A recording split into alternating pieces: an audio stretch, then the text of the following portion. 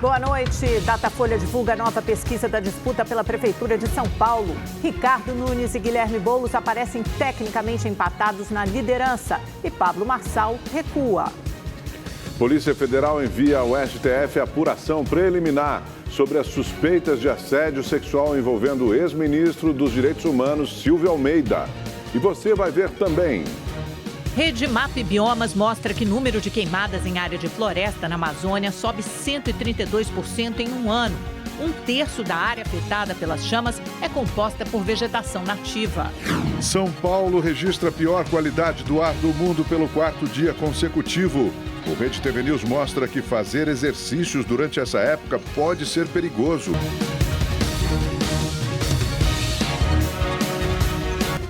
Pesquisa Datafolha, divulgada hoje sobre a eleição à Prefeitura de São Paulo, mostra o prefeito Ricardo Nunes empatado tecnicamente com Guilherme Boulos e queda de Pablo Marçal. Segundo o levantamento, o atual prefeito Ricardo Nunes, do MDB, tem 27% das intenções de voto. Nunes avançou 5 pontos percentuais em relação à pesquisa anterior, realizada no início do mês, em que Nunes tinha 22%. Guilherme Boulos, do PSOL, oscilou positivamente em 2 pontos percentuais e aparece com 25%. Antes ele tinha 23%. Boulos e Nunes estão tecnicamente empatados. Pablo Marçal, do PRTB, vem em terceiro lugar, com 19% das intenções de voto, uma oscilação negativa de 3 pontos. A deputada Tabata Amaral, do PSB, aparece em quarto lugar com 8%, antes eram 9%. O apresentador José Luiz da Atena, do PSDB, tem 6%.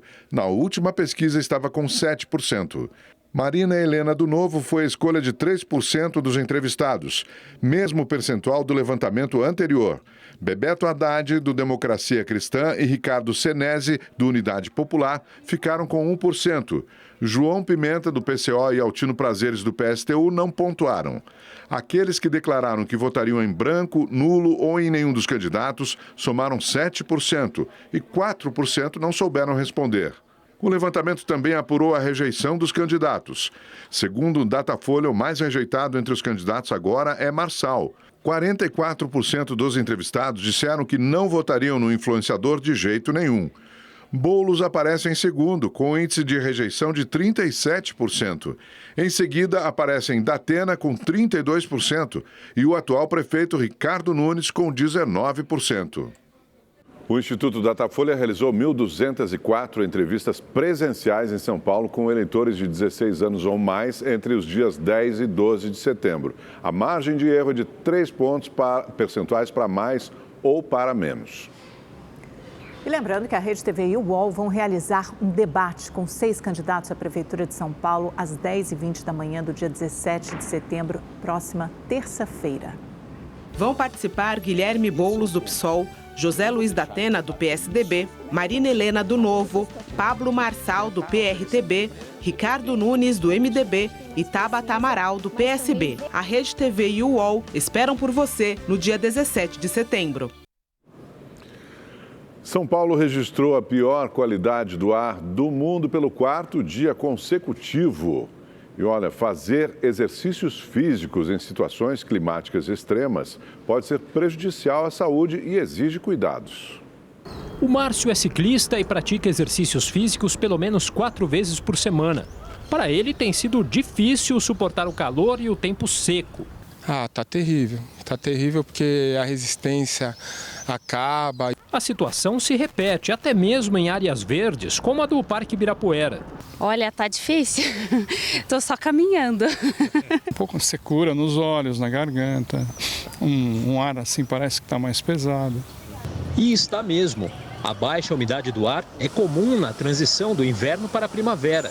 Mas o registro de queimadas e de altas temperaturas fizeram com que São Paulo registrasse a pior qualidade do ar no mundo por 4 dias seguidos.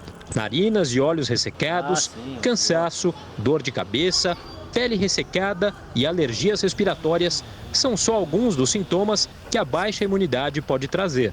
Os especialistas em saúde recomendam que as pessoas continuem se exercitando. No entanto, é importante tomar alguns cuidados, como fazer os exercícios no início da manhã ou no final da tarde, quando o clima já é mais ameno. Outra dica importante é manter a hidratação em dia. Portanto, uma boa ideia é sempre andar com uma garrafinha de água do lado. E o cuidado deve ser ainda maior para hipertensos ou pessoas com problemas no coração. Então, com aumento de temperatura, também outras situações são doenças do coração, tipo coronariopatia, infarto, angina. Então, porque a pessoa acaba se expondo demais num esforço excessivo, sem que o exercício corresponda àquele normal dela. E se a gente for escolher o melhor dos mundos para treinamento, seria um ambiente fechado, onde você tem uma temperatura mais baixa, um ar um pouco mais condicionado, mas com umidade relativa maior, ou seja, umidificação. A área queimada no Brasil em 2024 já é 2 vezes maior que o registrado em todo o ano passado. São mais de 11 milhões de hectares destruídos. Os dados são do monitor do fogo MAP Biomas. Nesta fazenda, em Nova Chavantina, no Mato Grosso, o fogo só poupou a casa. Olha lá as vacas tudo lá, tentando se salvar. Olha que o mundo acabou tudo, gente. Segundo o levantamento do MAP Biomas, dos 11.390.000 hectares destruídos, aproximadamente 5 milhões foram queimados só em agosto. Mato Grosso, Roraima e Pará foram os estados mais afetados. Juntos, somam 52% da área atingida. Em meio a tanta destruição, as equipes que atuam no combate às chamas tentam salvar os animais.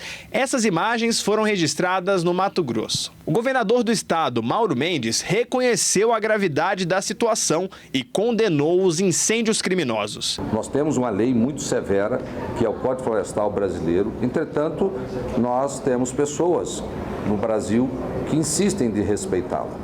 Por isso que eu tenho defendido e vou continuar defendendo que para o desmatamento ilegal, acima do previsto na legislação brasileira, seja aplicado o mesmo tratamento previsto no artigo 243 da Constituição, que é o perdimento, que é o confisco dessa terra, como forma de inibir esse crime, como inibiu aquele previsto já na lei brasileira. O Brasil vive um dos piores períodos de seca da história, o que ajuda a aumentar o número de queimadas. Segundo o INPE, o Instituto Nacional de Pesquisas Espaciais, entre 1º de janeiro e 10 de setembro deste ano, o total de focos de incêndio em 11 estados e no Distrito Federal mais que dobrou em comparação com o mesmo período do ano passado. Em Mococa, no interior de São Paulo, o calor intenso e o fogo criaram um redemoinho de fumaça. Coisa feia, meu Deus, nunca vi isso na vida.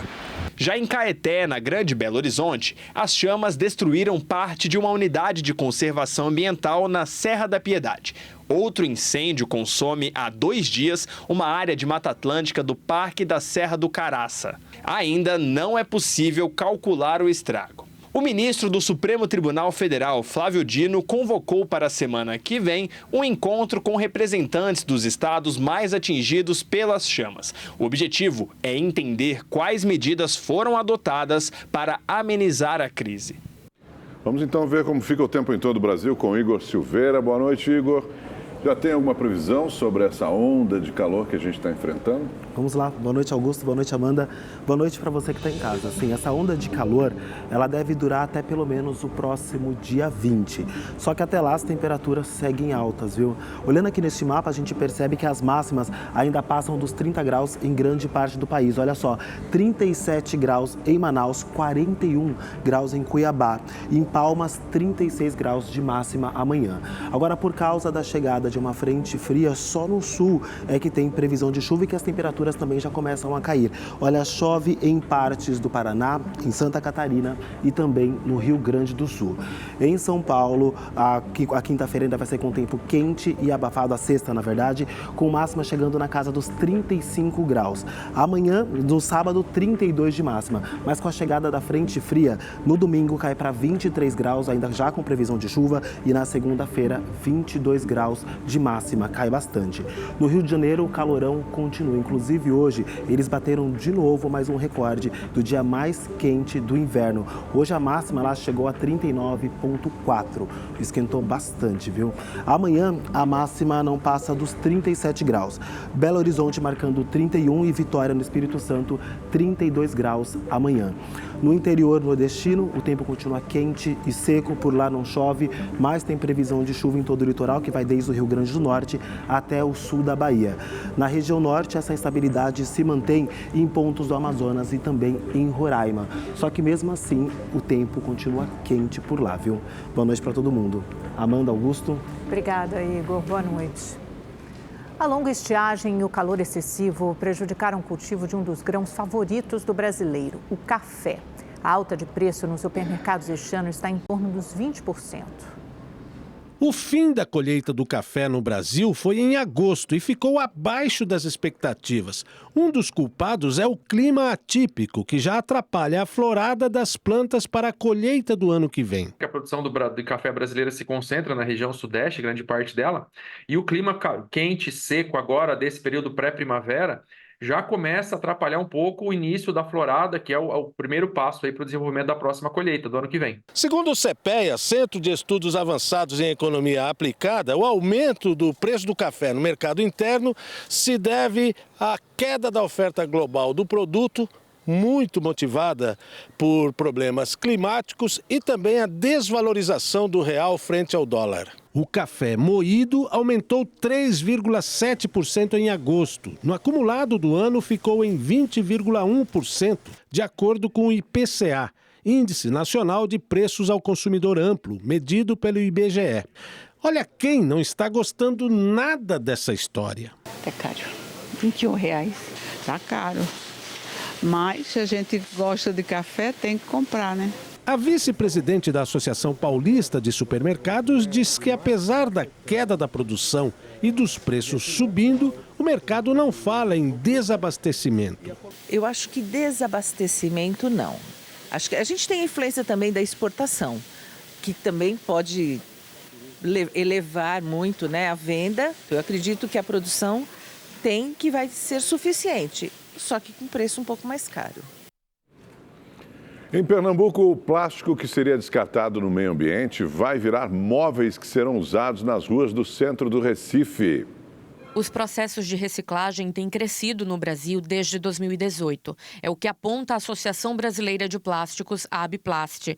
Em 2022, a reciclagem de embalagens plásticas atingiu 25,6%.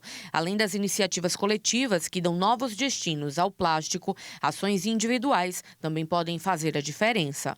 O que é fator crucial é você ter a sensibilidade para evitar o uso dos plásticos de uso único, os chamados descartáveis, porque reduzindo essa demanda pela disposição desses plásticos no consumo humano, você também vai reduzir a quantidade desses plásticos descartados inadequadamente. Pensando nisso, o Laboratório de Educação e Design Circular Casa Criatura, em Olinda, resolveu dar um destino diferente ao plástico. Imagina que a gente montou um laboratório relativamente simples, aqui no nosso quintal, com pouco recurso, e nesse último mês de julho a gente conseguiu processar quase 2 toneladas de resíduo plástico. Então, os números são números muito altos e você consegue fazer num ambiente, como vocês estão vendo aqui, um ambiente reduzido, um ambiente controlado, a gente já consegue processar muito plástico. Então, a gente está mês a mês quebrando nossos recordes aqui de processamento de plástico. Móveis como esses foram feitos principalmente com tampinhas de garrafas que demorariam até 500 anos para se decompor naturalmente no meio ambiente. Daqui, eles vão ocupar as áreas do centro do Recife. Que ele volte ao nosso serviço de uma maneira que vai ser mais funcional para a gente, para o nosso dia a dia, né? Para transformar o plástico em belas peças, o laboratório recebe tudo triturado das cooperativas de catadores. O projeto foi contemplado com o edital da Agência Nacional de Águas. A gente desenvolveu aqui uma prensa fria, que é fundamental para a gente prensar o plástico, que é aquecido num forno tradicional, que você encontra em qualquer lugar para comprar facilmente, e um carrinho de transporte que faz esse papel de trazer o material do forno até a prensa. E o resultado desse trabalho já pode ser visto previsto no chamado Circuito de Ativação, no centro de Recife. Muito legal, viu? E é bom para a gente se sentar, para esperar o ônibus. E eu amei sentar neles. Se é tampinha de garrafa, eu não sei. Eu sei que eu estou sentada, ele é muito confortável. Tá ótimo para esperar o ônibus. É melhor que esperar o ônibus em pé, né? Perfeito. Mas ficou bom.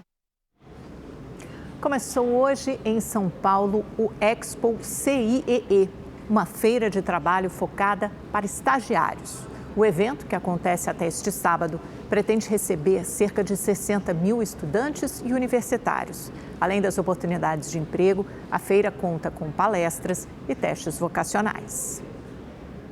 O Henrique saiu do espaço CIEE com uma vaga garantida para o primeiro estágio remunerado. Eu consegui a vaga que eu queria, que era de administração, na empresa perto de onde eu estudo, moro, o que ajuda muito, bastante. A feira oferece mais de 30 mil oportunidades de estágio e aprendizagem. 10 mil delas de início imediato, começar a trabalhar já. E outras até o final do ano serão todas alocadas. Sempre o direito é que domina as vagas de estágio. Isso é uma tradição. Além de concorrer a uma oportunidade no mercado de trabalho, o público tem a chance de conhecer o universo da robótica e competir em batalhas de robô. Nessa arena aqui, ó, o oponente tem que estourar o balão do outro. O que vencer a disputa leva para casa uma quantia de R$3 mil em produtos educacionais. Esses materiais foram produzidos por impressoras 3D, um resultado que impressiona. Ela faz de tudo um pouco. Então aqui a gente tem, por exemplo, a galera de robótica usando a impressão 3D para fazer alguns acessórios para o próprio robô impresso em 3D. E o diferencial da impressora, o que é legal, é que hoje em dia ela está numa dinâmica muito mais legal com relação à velocidade e qualidade. E que tal um recrutamento feito por inteligência artificial? A Tainá fez um teste e adorou. É uma experiência nova e muito divertida, eu gostei. Qual foi a área que você escolheu? Modelo. A feira espera receber 60 mil pessoas até sábado. Nicolas se animou com a chance de uma oportunidade em jornalismo. Esse evento me brilhou os olhos, né, quando foi comunicado, porque é uma oportunidade muito boa para que eu possa, assim como os meus outros colegas, também possamos arranjar algum estágio, alguma área de aprendiz também. O governo deve definir em breve a proposta que vai isentar do imposto de renda os trabalhadores que ganham até R$5 mil por mês. O anúncio foi feito hoje pelo ministro da Fazenda, Fernando Haddad, durante uma entrevista ao programa Bom Dia, Ministro. Haddad disse que já encaminhou o projeto ao presidente Lula alguns cenários, Na verdade, ele encaminhou alguns cenários e propostas para mudança. Assim que o presidente entender conveniente, ele vai chamar outros ministros, o ministro Rui Costa já está informado das propostas e dos cenários, mas ele deve bater o martelo em torno disso. E o governo deve definir em breve a proposta que vai isentar do imposto de renda os trabalhadores que ganham até R$5 mil por mês. O anúncio foi feito hoje pelo ministro da Fazenda, Fernando Haddad. E a Câmara dos Deputados concluiu hoje a votação da proposta que mantém a desoneração da folha de pagamento de municípios e de empresas de 17 setores da economia. O texto segue agora para a sanção do presidente Lula. O projeto prevê o fim gradativo da desoneração da folha. Neste ano, o benefício será mantido integralmente para empresas e municípios. A partir do ano que vem, as prefeituras começam a pagar 8% de contribuição previdenciária e o valor vai aumentando 4 pontos percentuais por ano até chegar a 20% em 2028.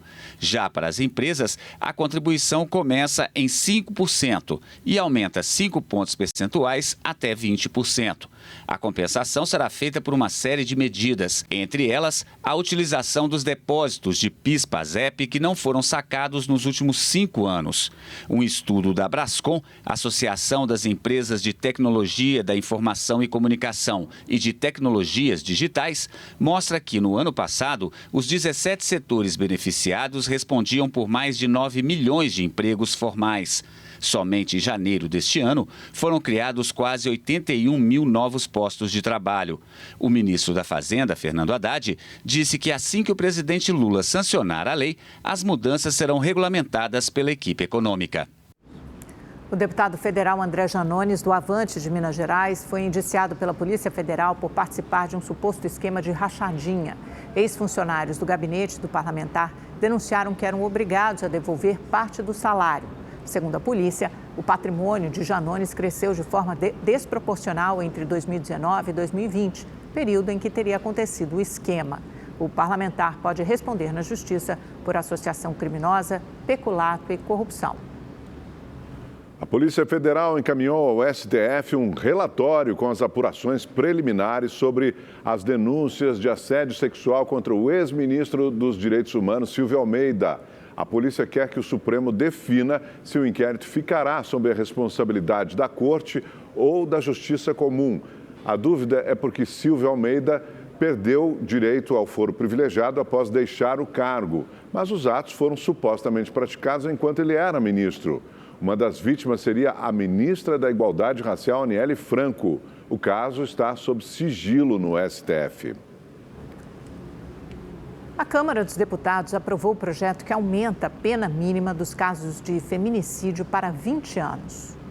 O texto encaminhado para a sanção do presidente Lula prevê, entre outros pontos, que o tempo de prisão para quem pratica feminicídio, que era de 12 a 30 anos, passe para de 20 a 40 anos. E também que a condenação pode aumentar em 1/3 caso a vítima esteja grávida ou o crime tenha acontecido nos 3 primeiros meses após o parto. A mesma regra vale se a vítima for menor de 14 anos ou maior de 60, ou se a violência aconteceu na presença dos filhos ou dos pais dela. Além disso, nos casos de violência doméstica, onde o réu volte a ameaçar a mulher, o agressor deve ser transferido para um presídio mais distante. O projeto de lei coloca o crime praticado contra mulheres como um artigo penal diferente do homicídio. O objetivo é tornar o registro da ocorrência mais preciso. Dados do Fórum Nacional de Segurança Pública mostram que só no ano passado, 1.463 mulheres foram vítimas de feminicídio em todo o Brasil. Um crescimento de 1,6% se comparado a 2022, quando foram registradas 1.440 mortes. A procura para tratamentos relacionados ao transtorno do espectro autista mais que quadruplicou em 5 anos. No Ceará, mais de 20 mil crianças aguardam por atendimento.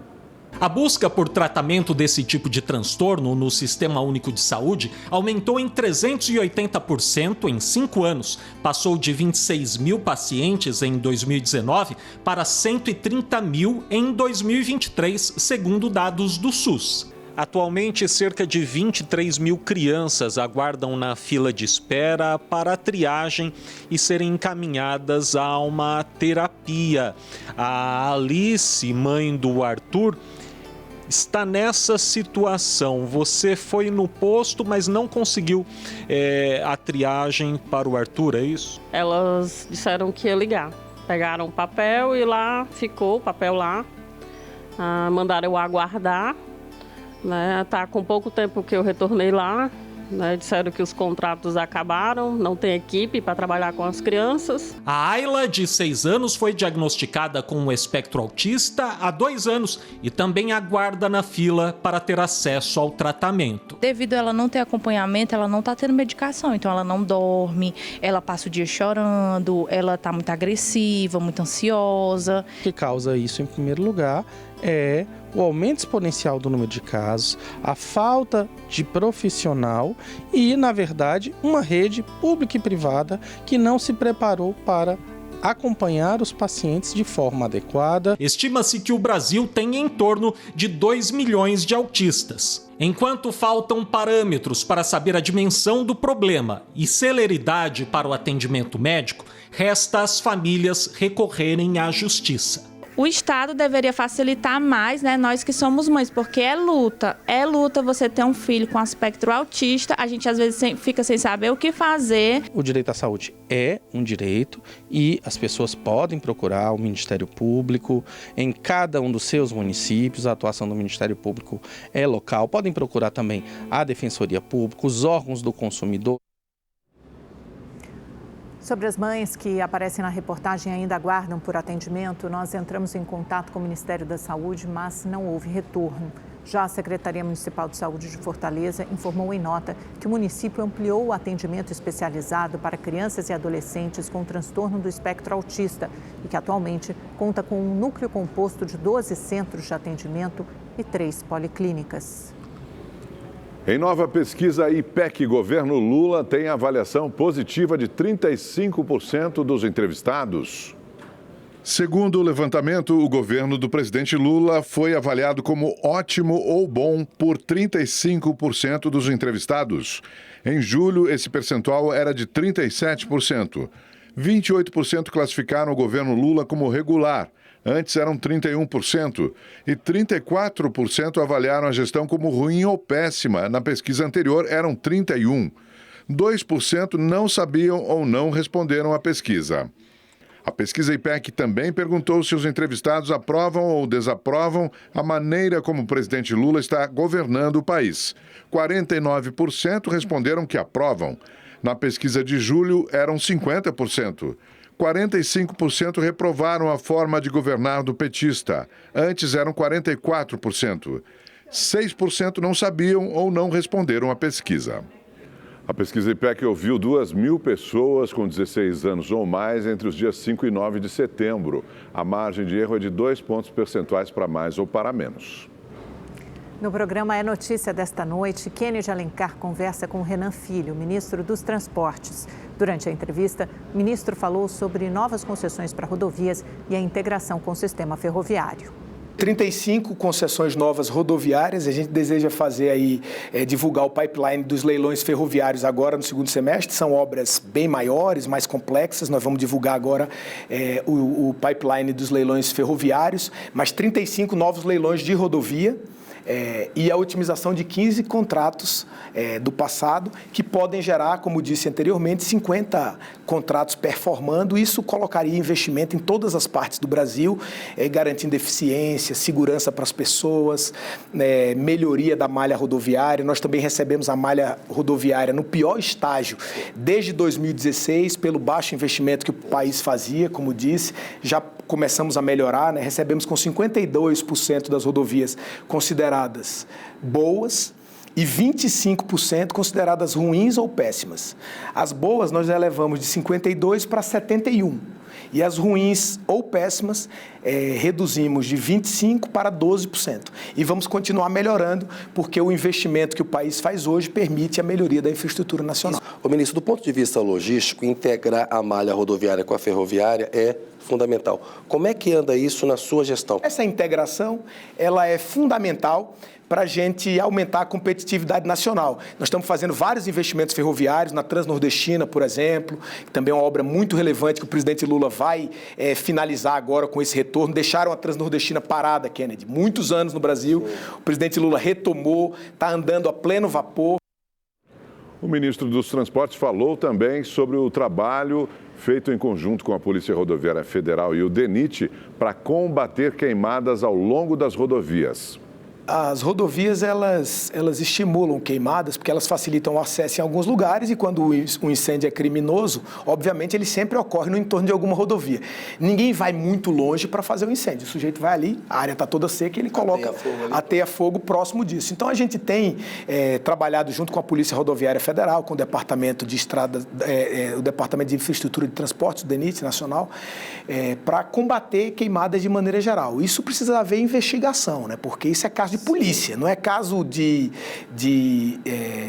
do Ministério dos Transportes. Mas a gente está à disposição. E o governo do presidente Lula vem procurando dar respostas, não negando o problema e dizendo que a seca severa mesmo, é muito severa, significativa, a maior talvez de todos os tempos, mas a gente precisa garantir um combate à altura. Bem, eu acredito que o Brasil institucionalmente está reagindo e precisa reagir mesmo porque o momento é severo.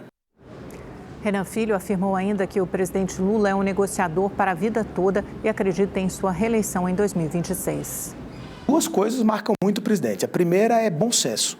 Ele ouve todo mundo e ele normalmente toma decisão de bom senso. Isso é muito relevante para o cidadão. Porque o pior tipo de presidente é ou aquele que não ouve ninguém... Dono da verdade. Dono da verdade e erra sozinho.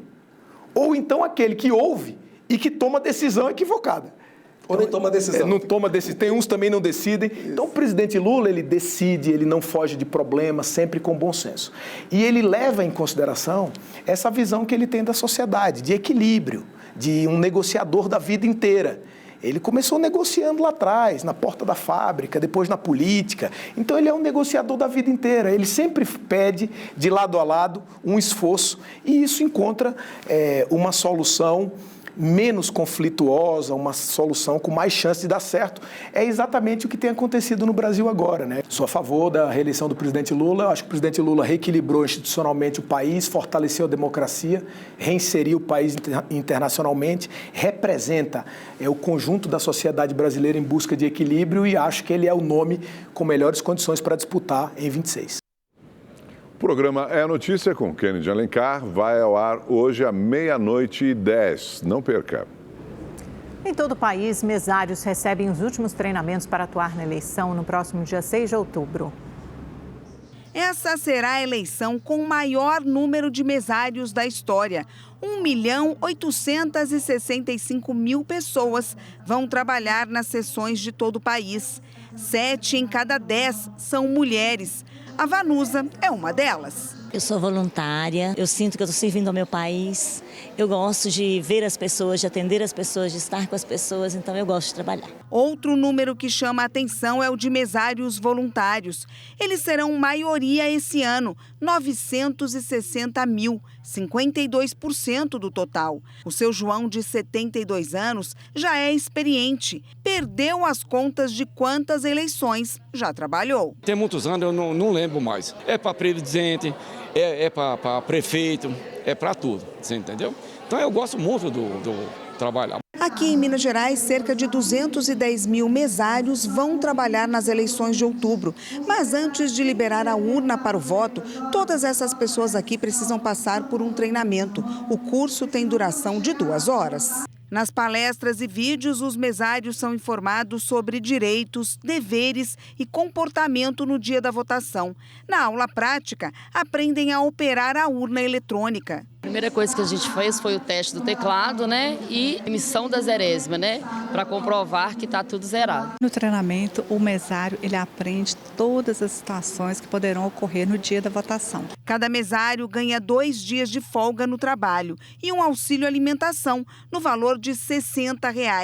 Além disso, ser mesário pode ser critério de desempate para nomeação em alguns concursos em cargos públicos. O mesário é ele que garante que cada eleitor que comparecer às urnas poderá exercer o direito do voto. Então, sem o mesário, não é possível fazer a eleição. O mesário ele exerce assim, um trabalho de grande importância para o fortalecimento da democracia. O presidente Lula está no Rio de Janeiro e participou da cerimônia de celebração do retorno do manto Tupinambá da Dinamarca. O repórter Tony Vendramini tem os detalhes ao vivo. Oi, Tony, boa noite.